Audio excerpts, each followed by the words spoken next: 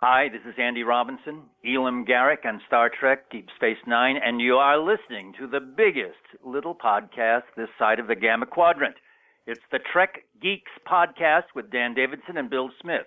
Failure to tune in would not sit well with the Obsidian Order.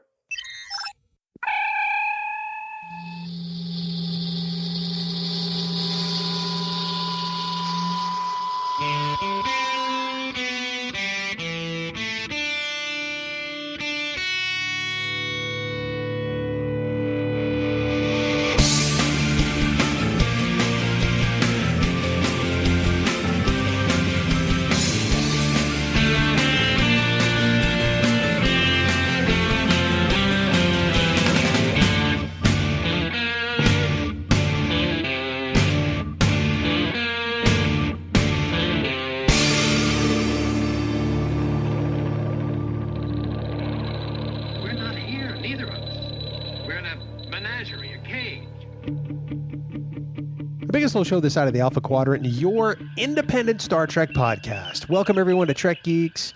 I'm your co-host Bill Smith, and we are excited and glad that you're here with us. Thanks so much for downloading and taking the time to listen to me and my illustrious co-host. You know, if my co-host were stuck in a Dominion prison camp with, Worf and Bashir and Martok and Garrick, they would probably leave him there for dead, and I would do the same thing. He's the largely left behind Dan Davidson. And Dan, welcome aboard, buddy. Hope you don't miss your ride. You wouldn't be leaving me behind anywhere. I'd be defeating y'all in the Jem'Hadar pit there, Mr. Man. I wouldn't be there. Oh, because you'd leave me behind. Yeah. In a heartbeat. I'll just hide in the wall. That's welcome to episode 103, buddy. Well, it's great to be here. You think I'm a little excited for this episode, Bill? No. Well, we've been wishing this one for over 2 years, I think it's safe to assume. When we first started this journey, way back when, we came up with a list of names of who we would like to have on as special guests on the podcast, and my first choice was the man who we will be speaking with tonight, General Martok himself, J.G. Hertzler, and I am so excited. Me too. I tell you what, you surprised me with this because you set this up while I was on vacation. Indeed. And I was sitting at a bar in Jamaica when you sent me the text message because I was able to get Wi-Fi there and checking my messages, and all of a sudden I see this from you, and I'm like, what? What? I'm freaking out at a bar on a beach in Jamaica, and people have no idea why. I'm like, I wanted to scream out, we got J.J. Hertzler. We got him. It's kind of funny that you say that because if memory serves, you were on a cruise when I booked Andy Robinson, and I told you while you were away, too, if I remember correctly. That's kind of cool. Wow, that very well could be. I honestly have forgotten. So basically what has to happen, and for all the good shows to happen, you just have to go on vacation. Okay, well, thanks, everybody. See you later.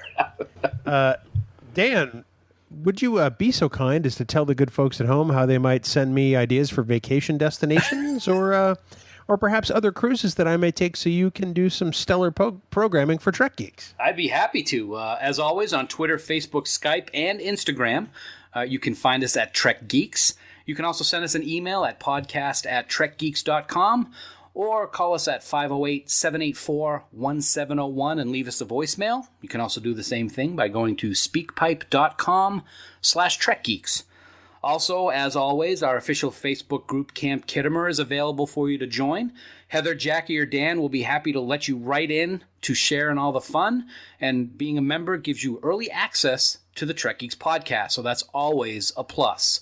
And there's just one very important thing you need to remember. What you say, we use. That's all. Back to you, Bill. Yes, sir. Wow, you're getting very ornery.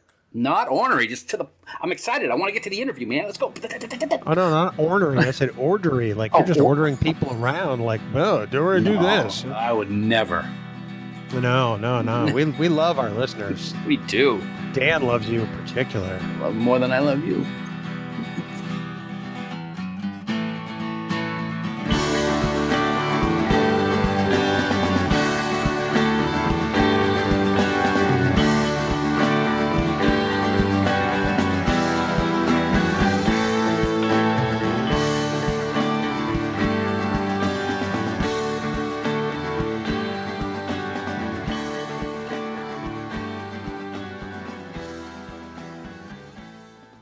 Dan, it's time to give away more stuff.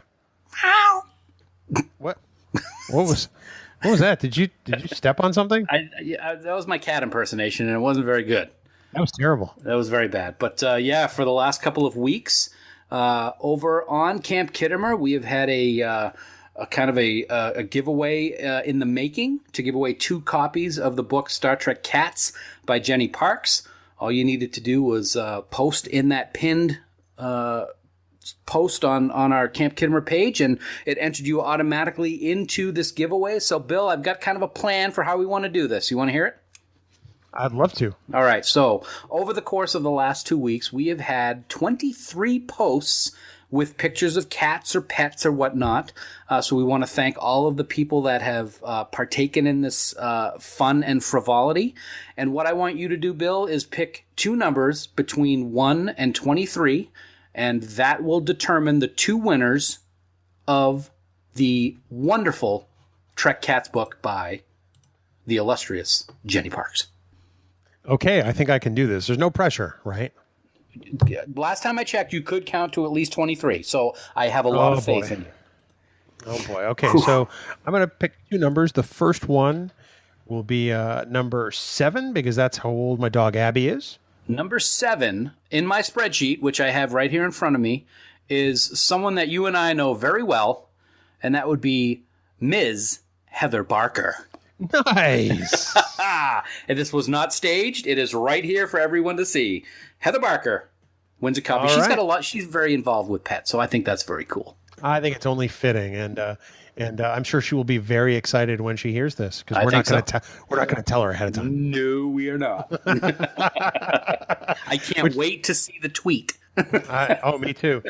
And then the other number I'm going to pick is 15, because mentally that's how old I think you are. Okay, well, number 15 is Barry DeFord. So that is number 2 for Star Trek Cats. Congratulations to both Heather and Barry. We will get in touch with you both to get shipping addresses so that we can send this awesomeness to you. And I don't think you're going to be disappointed. It's quite an amusing 64 pages of Star Trek Cat fun. That is awesome. Heather, Barry, thank you so much for participating and listening, as always. You're both such great participants in Camp Kittimer, and we're excited that you're a part of it all. So good on you. Dan, we also have an update on our Cosplay for Good campaign. And my friend, we are almost 1/3 of the way there in less than a week. It really is amazing, and we want to thank all the people that have already contributed. Yes, we are up to $320 of our $1,000 goal for this Cosplay for Good. We are going to dress up in TNG skants, and we are going to raise money for the Nevada SPCA, and it's really great to see the response that we've already gotten. Couldn't be more happy. Oh, me too. In fact, I've been schooled many times. We keep saying Nevada, and apparently people in Nevada don't like that. Oh. So we should probably call it the Nevada SPCA. Yeah, but we have accents. We're from New England, It's wicked cool. It's wicked pissa. It's Nevada. Nevada. Yeah. Right. So we're very excited. Dan, of course, with this cosplay comes the selfie challenge. Mm-hmm. So you and I, for the first 100 selfies that people take with us in our scans at STLV, we are going to donate $1 to the Nevada SPCA. So all people have to do is take a photo with us in uniform and then post it to social media tagging us and the shelter. And that's all you have to do. We're going to donate $1, and then our friends at the G&T show have said they will match that dollar. So Dan, we'll be donating $2 per selfie to the Nevada SPCA, and I think that's just amazing. Money well spent. But I have a question about the selfies. Yeah. Do they have to be full body selfies so that they can see these gorgeous gams of ours, or just regular? Hey, we're not the one taking the selfies. It's all what people want to take. So. That's what I like to hear. But the more of your legs, the better. Well, thank you. I appreciate that. So again, for more information, please head over to GoFundMe.com/TrekGeeks. I can't read this week either. I haven't had a problem yet. Yet the night is young. And then you can take a look at the campaign, and you can share it with your friends. You can share it on social media. And, Dan, any amount that people want to donate helps. It doesn't have to be, $50, $100. I mean, $5, $10. It all goes to such a great cause in helping the adoptable pets in the Metro Las Vegas area. We love pets. We love our pets very much. And all of this, we will never see any of this. This is going to go all directly right to them. And it's for a great cause. So help out the pups, help out the critters, and thanks in advance, people. We love it.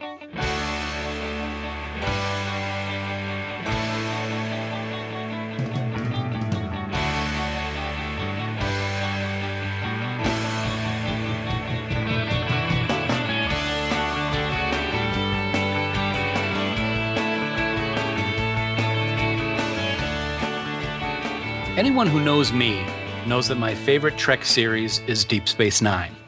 I incorporate DS9 into almost everything. Twitter handles, email addresses, the license plate on my ridgeline. Oh, and a little something like my DS9 tribute tattoo on my shoulder. The show was phenomenal, the character development was second to none, and the acting was just awesome.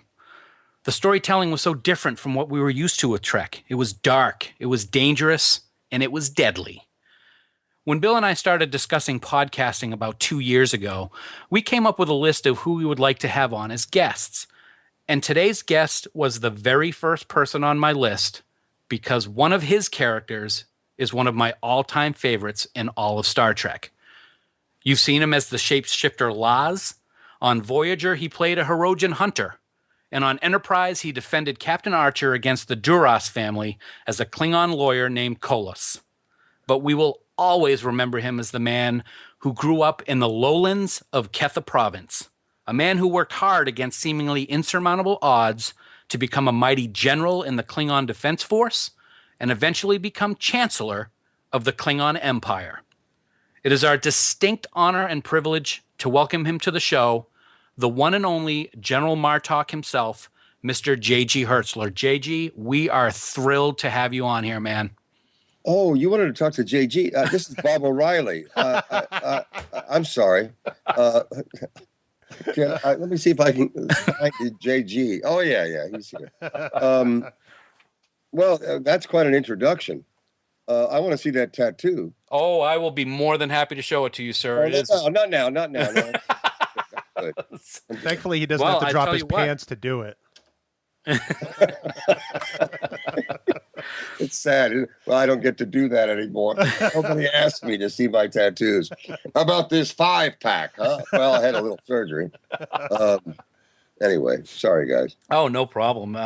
We're thrilled to have you here. And I guess, JG, the first thing is you're actually the first person that we see on Deep Space Nine other than Picard on the view screen when you played the Vulcan captain of the Saratoga in Emissary. How did you later get cast to be Martok? I didn't realize that. I've never seen Emissary, and so I didn't realize that I was the first non-view screen image of the show. That's frightening thought. A huge responsibility. That's why they didn't bring me back for 4 years, and then they put me in a lot of latex. But how did I do that? I've told this story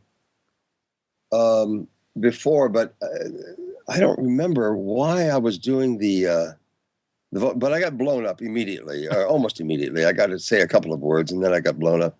But a funny thing about that show, when the ship is exploded by whatever disruptor weapons are on me, I don't know how Avery survives, but anyway. I got blown up, and I was supposed to blow straight up through the roof of the top of the starship. Oh wow! And they had a giant spring-loaded machine in the studio to just rip me off the seat and bam, go up. And of course it was a stuntman. And he was a little, I'm big enough. He was a little heavier than me. And when the spring sprung, it wasn't he was too heavy for the springs, so it didn't rip him. He sort of slowly ascended into the heaven, and they never used that. I don't think. I think he just ends up on the floor, you know. But yeah, that was a funny thing. Anyway, I auditioned for them. You remember that old cartoon about the sheepdog and the coyote? Sure. Or it wasn't Wile E. Coyote. It was a sheepdog and a wolf, I guess. Yep. And they both check in with punch cards in the day because it's, hey, Ralph, hey, Harry. And then they start chasing each other. That's what it was like auditioning. After that, I must have auditioned for about 12 or 13, 14 times before I got Martok. Wow. I kept going in for things. And I finally went in. I said, what's the audition for? And my agent said, it's for Star Trek DS9. I said, oh, Christ, they know. There's nothing I can do that I haven't already done. What are they? I mean, that's it. I only have like angry and angrier. That's all I got. So anyway, I went in for it, and I said, okay, I won't be a regular Klingon. I'm just going to do a cerebral, intellectual, quiet, unassuming, conspiratorial Klingon. So I went in and I did that, and there was a pause, and they said, now, John, do you know what a Klingon is? And I said, oh, right. You mean you want me to be loud, obnoxious, overbearing, angry, hostile? And they said, yes. And so I did it again, and I was already angry about something else that day. And I threw a chair into the wall. And those old chairs those old buildings, the folding chairs in those old studio buildings at Paramount have really sharp, if the rubber comes off the leg tip, it's a really sharp angle. Oh. And I threw the chair into the wall, and it stuck because it's not drywall in those old studios. It's lathe and plaster. Wow. So it went right between two pieces of lathe, I guess, and stuck in the wall. And I ripped part of my thumbnail off when I did that. And so I was bleeding while I was doing the audition in all those ways I thought that they wanted, angry, overbearing, loud, obnoxious. And there was another pause after that, and my thumb was just dripping blood. And they said, thank you. and I left. And anyway, oddly, one of my best and closest friends, a guy I used to live with in New York in the same house. I used him in a show in Washington. I did an off-Broadway show that went to New York as an off-Broadway show called Practice. And Ron, Canada, was one of my best friends from D.C. And he needed a place in New York, so he moved into the house I was in. He eventually did. Anyway, we had the same agent, and his agent called and said, Ron, I got some good news and bad news, because they had told him that the role of Martok was his, except for the fact they had to see one more guy. Oh. And that was me. And so his agent said, well, I got some good news and some bad news. And he said, you didn't get the role, but your best friend did. And what are the chances? In the Hollywood was 7 million actors in it, that we'd both be up for the same role. But anyway, it's worked out. Ron has done a lot of films, and he eventually did Star Trek too, a few roles on Star Trek. It's interesting. When you were cast as Martok, originally we only saw him for the first episode, or I think a couple episodes. Did you know when you were cast as him that he would be much more involved in the show as the seasons progressed? No, it was just the two-parter of Way of the Warrior. Mm-hmm. And in fact, Way of the Warrior, they originally were supposed to Gowron was supposed to be the founder. Okay. The shapeshifter. Mm-hmm. And they thought, well, maybe that's just too pat. That Gowron, with all his evil qualities, would be, of course, he would be the shit. But so they changed it to my character. Mm-hmm. And I guess they must have saw something. They must have seen something. Ira Bear said, spoke to me. He said, we're going to bring you back. Because we realized that, Worf can have a friend, and it's hard to be Worf's friend. I don't know if you've noticed, but he's not a very friendly guy. A little bit, yeah. He's not Mr. Let's go out and have a drink. Come on, Nog. So anyway, that's why I came back, and when I did come back, it was on that prison ship. Yes. And they said, and during that episode, Ira said, we can give you your eye back. We give you an artificial eye. And I said, oh man, no, don't give me an eye. Just let the hideous scars be there, because no Klingon would opt to, get rid of scars if he had the choice. Right. So they kept it, and that's when they tried to cover up the wrong eye, because I have a bad left eye. And so they tried to cover up my right eye, and I said, no, I know how much you like to cover up right eyes, but no, I can't see anything. I'll knock over everything. That's great. So in the course of doing this podcast, we have encountered so many people who are discovering Deep Space Nine for the first time, and they're loving it. And it's even some people who confess they didn't like it the first time around in first-run syndication. In your opinion, why do you think so many people are coming back to it, and why do you think it's starting to resonate with people now? Well, that's a good question. I think that the acting was a generally wonderful, honest acting. Even I think if the characters in a production are emotionally accessible to the audience sees that and will. And you can't be, unless you're Harry Mudd, you can't be dishonest in a performance. You have to be as honest as you can possibly be for the audience to connect with that person. It's like Hillary. Hillary had a problem because she didn't come across as honest. Right. Not to get too political, but she built a wall in front of herself, and you didn't really see the person. And I think that's why people couldn't latch on to her. And I think that's why you can't latch. I mean, politics is, as my great late friend, Garibaldi, Jerry Doyle said, politics is show business for ugly people. That was Jerry. Did you guys know Jerry at all? No. Just his work. He was great on B5. Jerry was perhaps the funniest man I've ever seen on stage. I completely disagree with him politically, but in terms of being funny on stage and telling a story, there was nobody like him. And that's what he said. And it is. It's politics is basically show business. You're playing a role, and the stakes are real, as opposed to being written by somebody else, and you're pretending that they are real as best you can, but the stakes are real.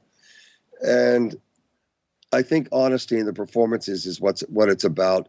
And with honesty comes a little depth. And the writers, Ron Moore, is just a wonderful human being, wonderful guy. I can't say enough about him. And he gave so much backstory for the Klingon culture in everything that he wrote.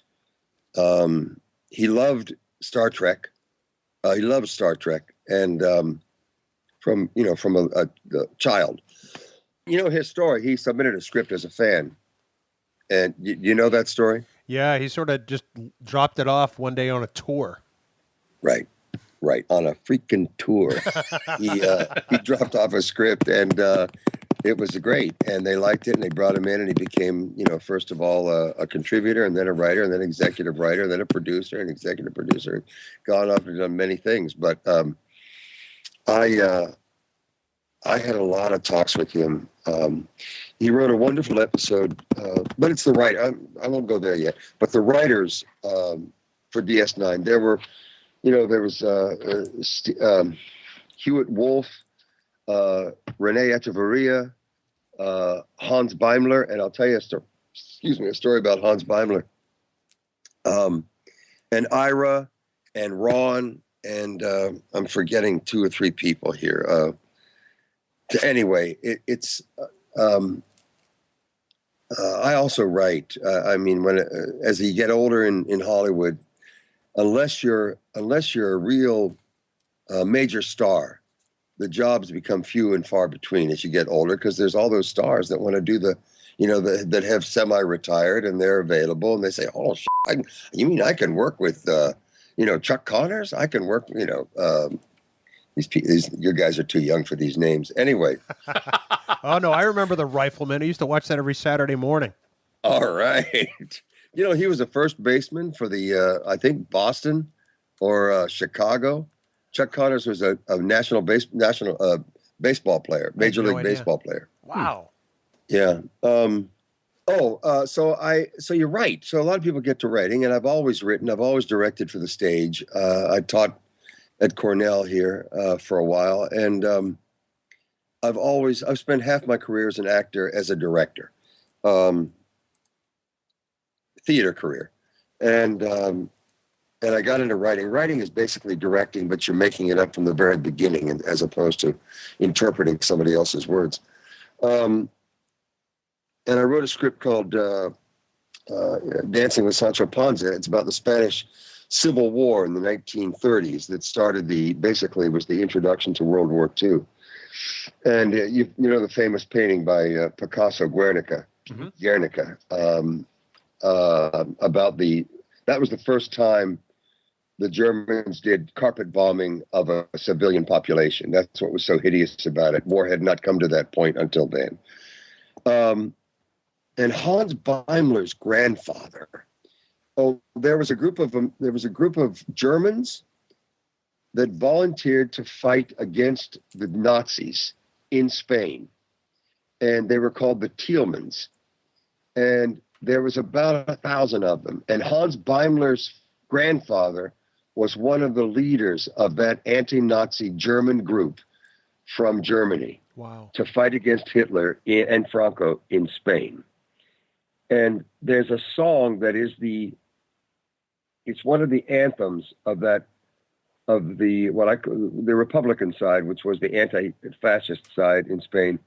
It's Hans Beimler's hymn. And it's a song written and his grandson was one of the writers on this show. And we talked a little bit about it, but I didn't realize this until the last season. Anyway, the depth of knowledge and sensitivity that the writers brought, as well as some damn good actors. There's nobody like René Aubergenois. There's nobody like Armin Shimmerman. These people are treasures for the American theater, and that came through wonderfully in DS9. It's definitely, it was a remarkable group of people. Definitely. You mentioned, JG, that you've done some writing. You've dabbled in novelization for Star Trek with the Left Hand of Destiny series that was co-authored with Jeffrey Lang. Right. Was this project something that you started, or were you asked to collaborate on it? And more importantly, is it something that you're interested in continuing on sometime down the road with Martok novels? To answer your last question first, what I want to do, and I haven't even started pursuing it, but I want to try to talk Paramount into letting me do the audio book for The Left Hand of Destiny. Oh, that would be great. Because I did an audio book last year for Macmillan Publishing called Barsk, The Elephant Graveyard. It's a sci-fi book, 60,000 years in the future, written by Lawrence Schoen, who's a Star Trek fanatic aficionado, and he's a brilliant man. So. And I've done so much voice for various games and voiceovers that I think I can do it. I think I can talk them into it. But Terry Erdman I don't know if you know Terry or not, and Paula Block. They were both with CBS and Paramount and Star Trek. Terry came to me and said, "Would you be interested in writing a book?" Because I had pitched several ideas to DS9 by that point, so they knew I dabbled. So Terry asked me if I'd like to write a book, and I said, "Yeah." He said they're looking for a Arthurian legend sort of thing, and I said, "Well, I know that inside and out." Who's Lancelot? They said, Worf. Oh, good. Can I kill him? They said, no, you can't kill Worf. I said, well, I'll have to kill myself. They said, no, you cannot kill major characters in your books. I said, okay, I'll have to kill my wife then. That's why I had to knock off Sorella. Oh, Sorella, yeah. Yeah. But because there had to be a cost to what happens in life, and that was the cost that Martok had to pay.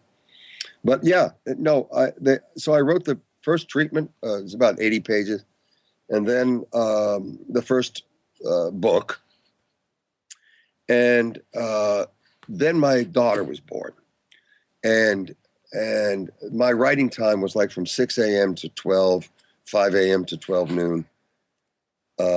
And suddenly all that was taken up with Hannah,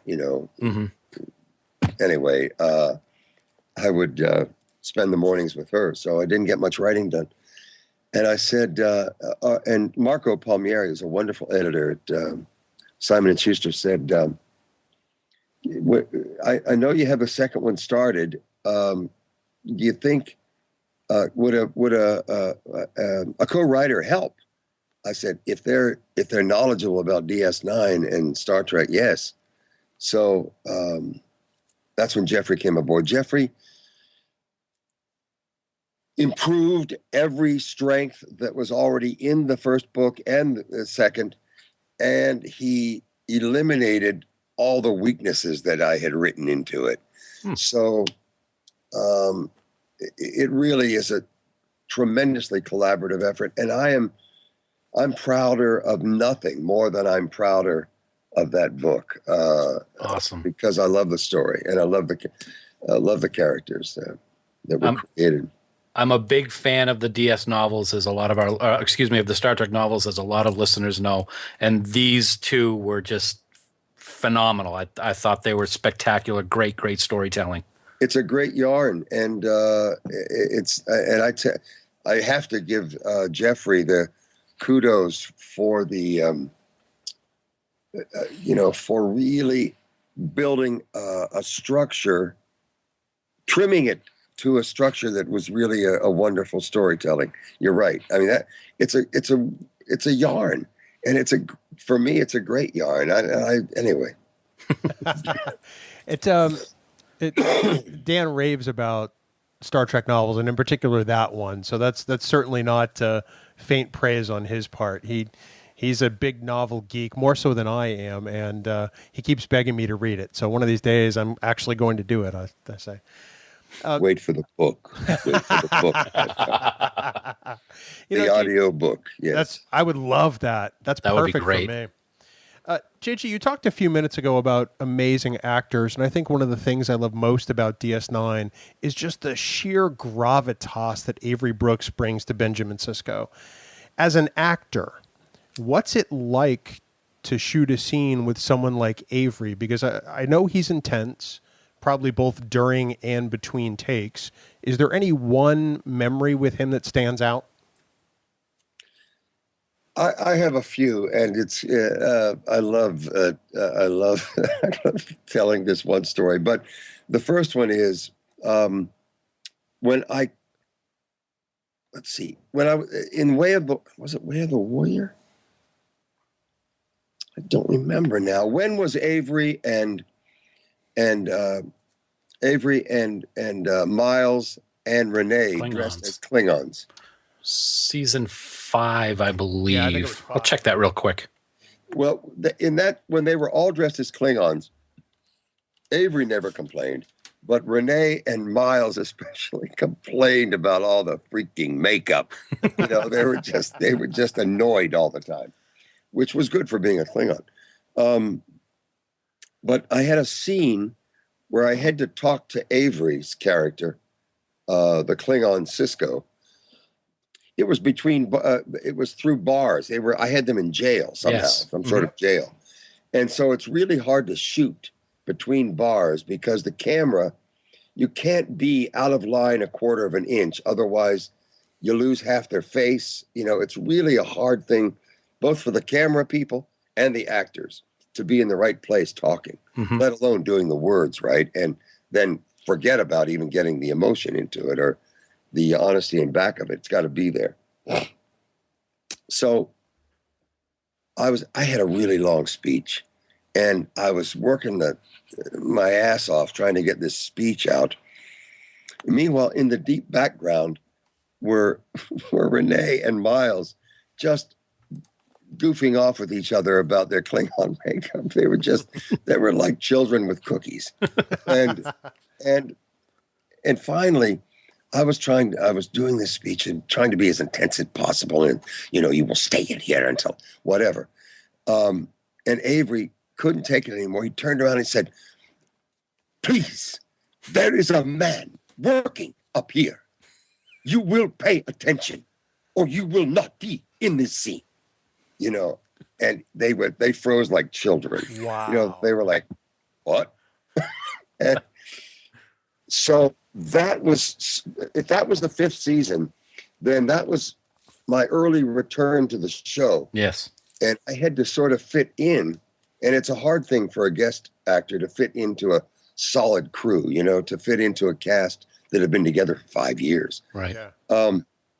So without Avery saying that, that would have been an impossible scene. I would have looked like squat, and I am forever in his debt because he created space for me in the cast.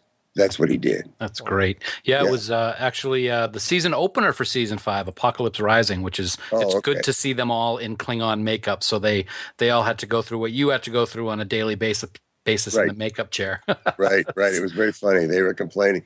But the second thing is this. Avery was the quietest actor. Very quiet. He would pronounce every syllable and consonant that was in the speech. He would pronounce it. And it was beautiful. When he directed the best, I think, episode of the entire series, Far Beyond the Stars. Yes. Yep. He became the loudest director I've ever worked with. And I remember he and Renee walking off the set. And I was sitting in the director's chairs. You all have these cloth back chairs off the set when you're waiting to go to your scene. And I was sitting there as Roy Rittenhouse in my normal human garb. And Avery and Renee were walking off the stage, and Avery was saying, No. I want the anger that I know you have it in you. I want that kind of anger. And Renee said, "Well, that's what I was giving you." He said, "No, you gave me this. What I need is this over here. I need this kind of." Well, that's what I was doing. I can't do any more anger than that. No, Renee, please. What you're not hearing? I need the white hot anger. I need the white hot burning coal anger. He said, "That's what I was doing. That's what I was doing." And he said, "No, but there was a mollification of it. What I need is the real." And Avery says, "That's what I did. That's what I did." And Avery says, "That's it.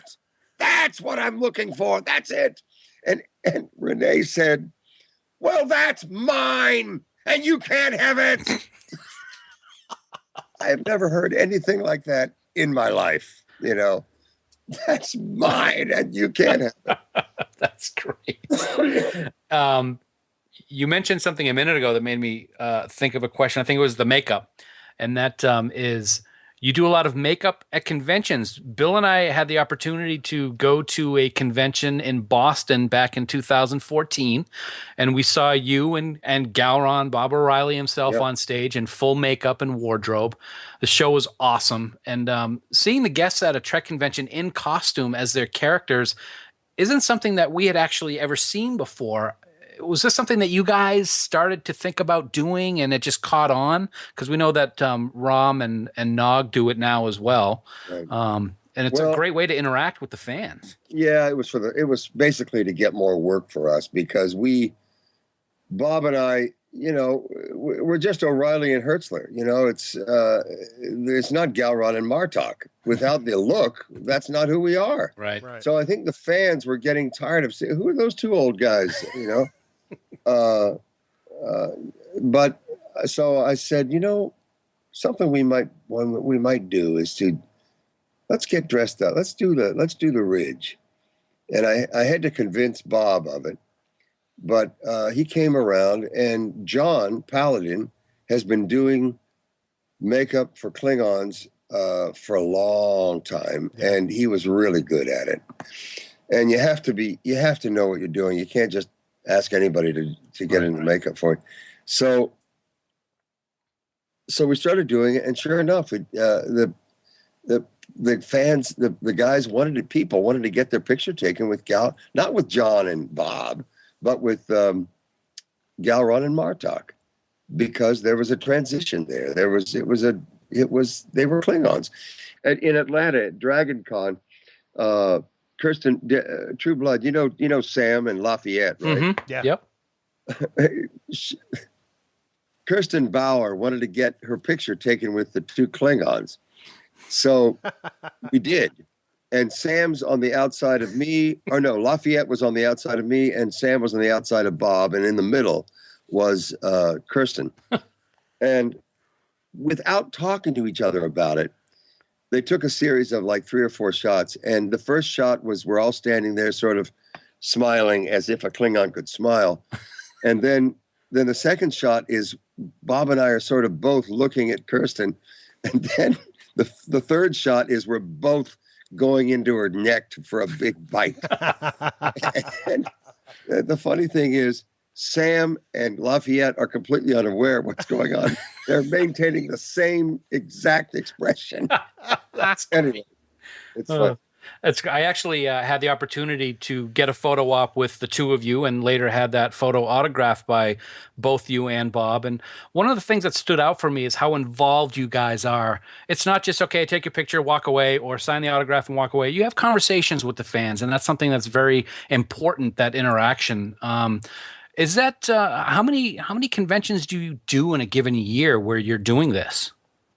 Well, it's not from the number of conventions that we do. Is I've been in theater for 45 years, mm-hmm. and I've performed for audiences of two old ladies with umbrellas sitting in the rain watching the Passion play. I've performed for nobody in the audience, and I've performed for audiences of 3,000 mm-hmm. and done Broadway and done major regional theaters and the biggest theaters there are. And without people sitting out there, without an audience, what the hell would my life amount to? Because I'm an actor, right? And and on stage, the audience is a character.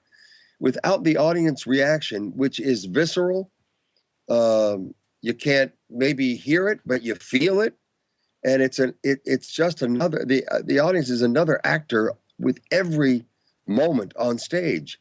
And so you get used to the obligation of you as an actor to give them something that moves them, informs them, educates, but mostly it's about moving them, mm-hmm. Either to a happy place or to a very sad place, and everything in between.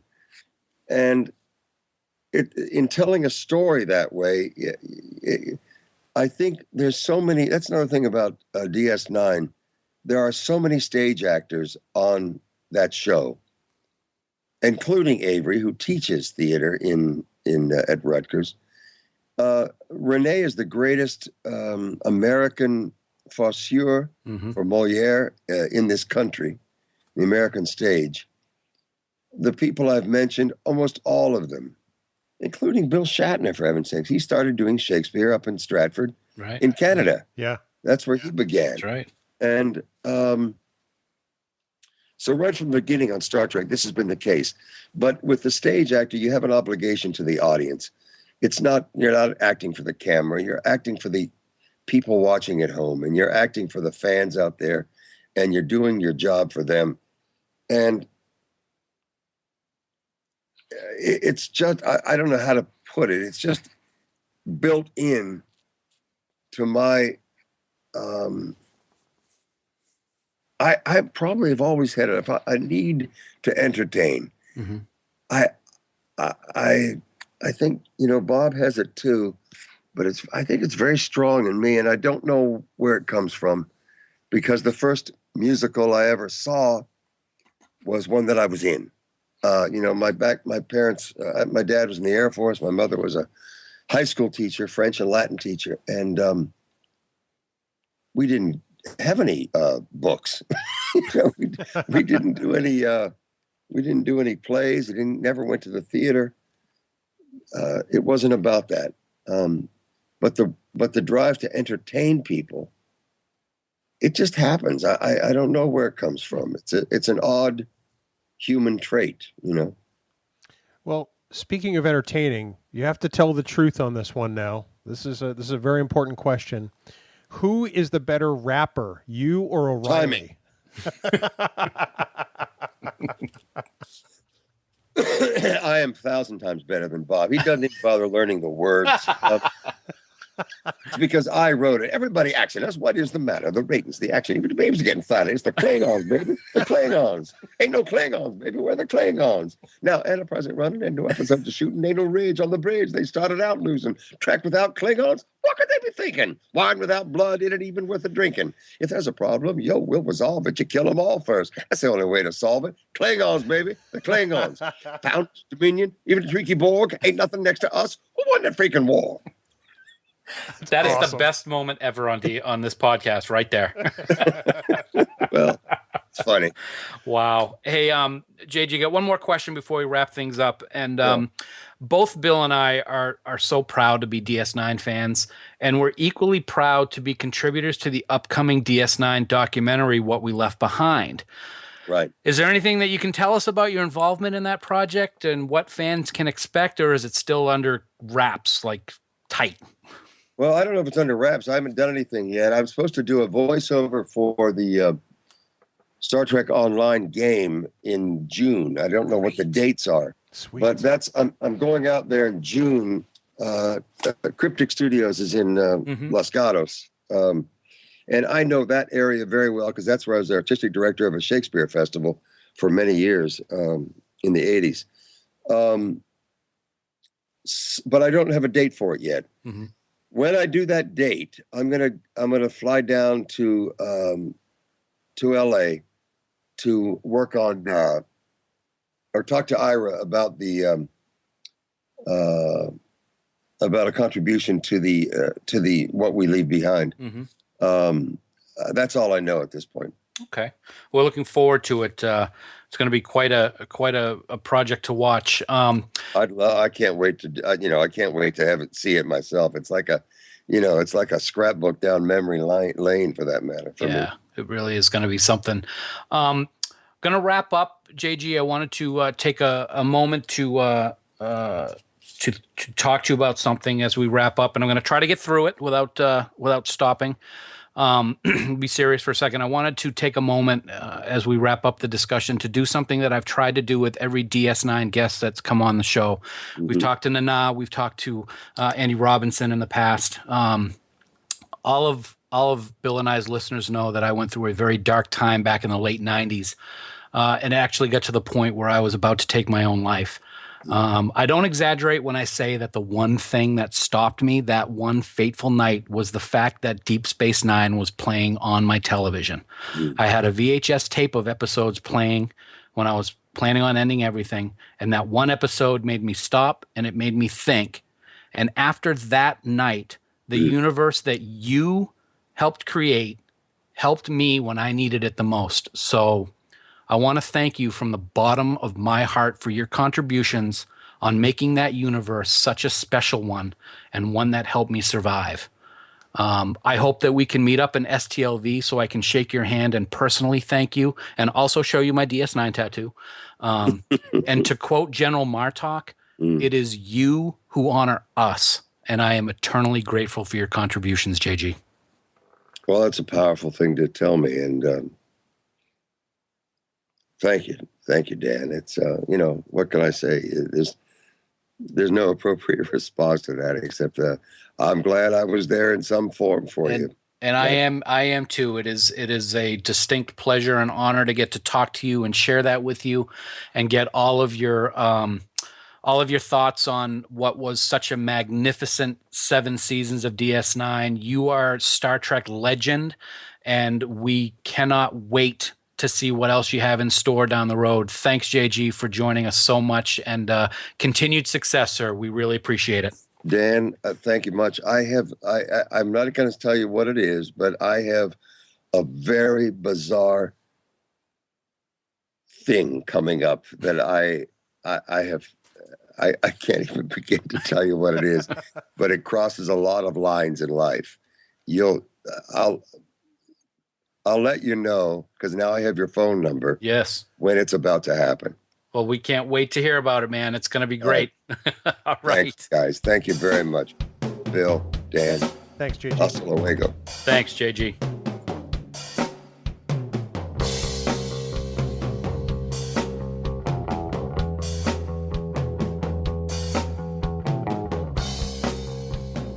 Dan, what a fantastic conversation with JG. We didn't get this part recorded, but before and after the recording, we laughed with him a lot. We laughed so much that the train going down the road is very excited right now. If you catch that in my mic, yeah, it was a great conversation. It's something that we've seen with just about everyone we've talked to who have been stars of these shows that we love so much. They're just normal people, and they love having a great time and kicking back and joking around and having fun with the people that are interviewing them and hold them on such high pedestals, to be honest. JG was great to talk to, loved it, and loved getting his insight into what it was like to be on that show with those amazing other actors that he discussed through the course of the interview. I couldn't agree more. And I'm looking forward to. I always like seeing Trek alum in various things. So after Deep Space Nine ended and JG turned up in HBO's 6 Feet Under, I was really psyched. It was only a couple of episodes, but he played a character very different, and I love seeing the different roles that these actors take on. And JG is certainly no exception. No exception at all. And it's always exciting when you see Star Trek alum in different shows. You're like, oh my God, he was this, or oh, he was that. And JG certainly is no exception. And he's always done fantastic in everything he's done. He really has. We truly can't thank him enough. I look forward to hopefully meeting up with him in Vegas and thanking him in person and shaking his hand. Just what a great guy to spend an hour talking to. Yeah, something I look forward to as well is that meeting him in person, like I mentioned to him, shaking his hand and thanking him. It's going to be quite an emotional moment for me, I'm sure. Without a doubt. Dan, we want to remind people how they can subscribe to the Trek Geeks podcast. Lots of new people getting exposed to the podcast, even just this week. And some of them may not know how they can get this podcast automatically. So why don't you give us a bit of a look into that? It is so simple to do this, Bill, that even you could do it. So it's got to be pretty simple, I got to say. Nothing. You're not going to say anything to that, huh? They're just going to let it go? There's really nothing to say. I'm not that bright. Folks, you can have every episode of Trek Geeks automatically downloaded right to your mobile device by heading on over to subscribe.trekgeeks.com. And every Tuesday on your iPod, iPhone, Android, or any other device, you can get the podcast downloaded automatically. You can listen to it on iHeartRadio, Stitcher, or you can go right over to trekgeeks.com and listen to it. It's great. We're happy to have it out there for you. It's your independent Star Trek podcast delivered your way, so make it so. I love it. And we're very thankful for everyone that takes the time to download the show. Seriously, it means the world to Dan and I that you choose to spend time with us, so thank you so much. Dan, we also want to thank our friends, the band 5 Year Mission. They provide every last bit of music you hear on Trek Geeks, and we are so indebted to them for how kind they are to us. Dan, did you know that they are presently working on a brand new album titled Year 4, my friend? Year 4? I did not know that. I did know that, actually. Yeah, you did. We've talked about that before. You're just forgetful. So yeah, whether it's year 1, year 2, year 3, Trouble with Tribble, Spock's Brain, which is one of my favorites of all time. Mm-hmm. We want everyone to head out to 5yearmission.net. If you don't have those albums yet, please pick them up, check them out. You are going to become as huge a fan as we are of their music, and we just can't say enough great things about them. We can't say enough great things about every single member of the band. We love them so much. We love their music. But I got to tell you, there's one that always stands out to me, Bill, and I saw this new Star Trek character the other day, and I wanted to tell you all about it. Oh, yeah. He is a glorious drummer, Bill. But he is not of noble blood. He's just a humble man from the Kettle Lowlands of the state of Illinois, and he had to work hard to become the drummer of the entire Alpha Quadrant. He is General Martok. Oh, my. I thought you were going to go Marfark. Marfark? Yeah. And point of correction, I don't know where Illinois is in Fark's life, but I know he's pretty much in Indiana. Illinois, Indiana? I thought it was in Illinois. No, I checked Facebook the other day, man. I double-checked that. I'm telling you right now. Yeah, you're full of crap. Spark, can you correct that for us, please? One of us is wrong, and I'm probably sure it's me. It is. So 5yearmission.net, please show them some love and support. We'd really appreciate it. Dan, next week, you and I are going to do something a little different, and we're going to talk about a topic that is kind of very far-reaching in the Star Trek universe. It is very far-reaching, but I am going to correct you, Bill. I have to step back now. As you remember, the character of General Martok he grew up in the lowly Ketha province of Illinois, and that is where Fark did grow up. He may live in Indianapolis now, sir, but he grew up in Illinois. But anyway, I digress. Next week, we are going to be talking about the single most important and probably the most often broken rule in all of the Federation. It's not time travel. It's the Prime Directive right here on episode 104 of the Trek Geeks Podcast. I'm sorry, Forer? Forer, yes. Or as the rest of the world would say, 104. 104. The Prime Directive next week on Trek Geeks. We hope you'll join us. Dan, for more great Star Trek discussion, we want everyone to check out the Tricorder Transmissions. Online at the tricordertransmissions.com. Dan, they've got a veritable cornucopia of podcasts over there, with Shore Leave and their flagship show, and now Trek Ranks, hosted by our great friend Jim Morehouse. We love them. We love everything they do, and we want everyone to check them out. And Dan, of course, for all the latest news on all the Star Treks, please visit our great friends at treknews.net, online at treknews.net. For now, this has been episode 103 of the Trek Geeks Podcast. We do hope you all live long and prosper. Look at this wharf, barely moving. I'd give my good eye for a fresh plate of coconut. Now, see, when you said look at this, I thought you were going to go, look at this man. That's next week. Oh, sorry.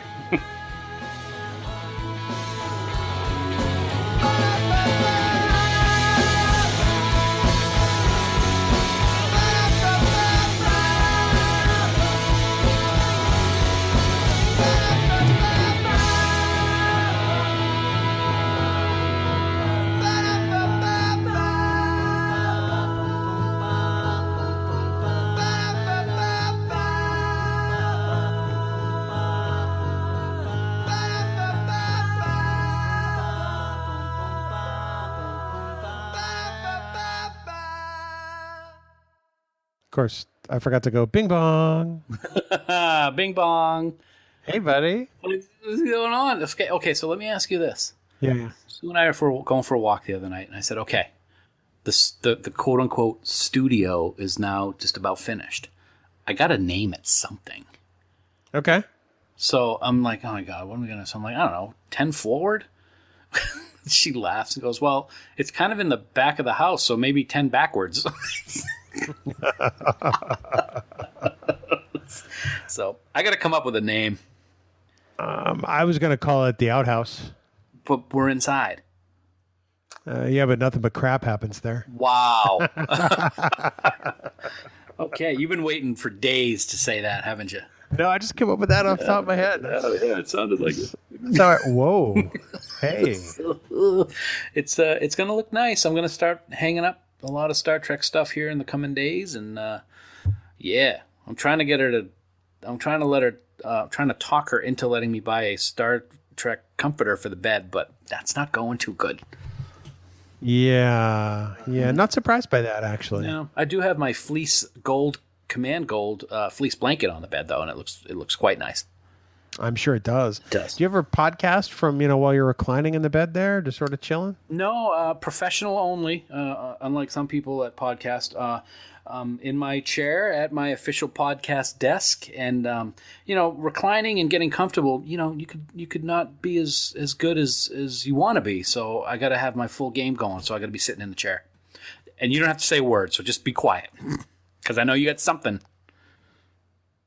There are times where I just don't have to say it. Exactly. You say it for me practically. This may be one of those times. I am so riding the high of the Discovery trailer still that I really don't care what you say. Well, hey, I got a surprise for you. You will be happy to know in my grubby little hands right now, I hold 2 pieces of Star Trek paraphernalia.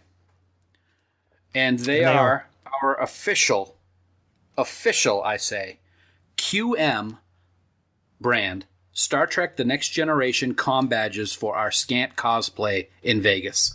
Oh, nice. Yes. They got Those the nice awesome magnetic clasp on the back.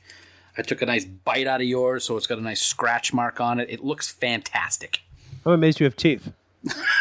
No, thank you very You're much. from Maine. You're from Maine. I'm not from Maine. You are now. I don't know if my wife's going to appreciate that comment.